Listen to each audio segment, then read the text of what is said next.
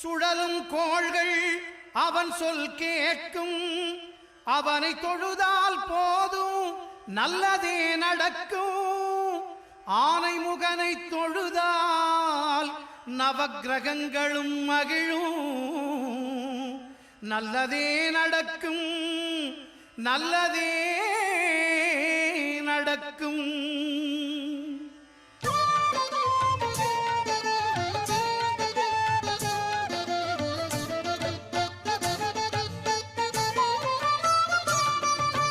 ஒன்பது கோளும் ஒன்றாய் காண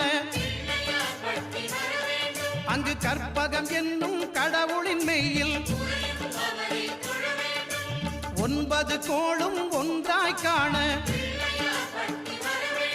அங்கு கற்பகம் என்னும் கடவுளின் மெய்யில்.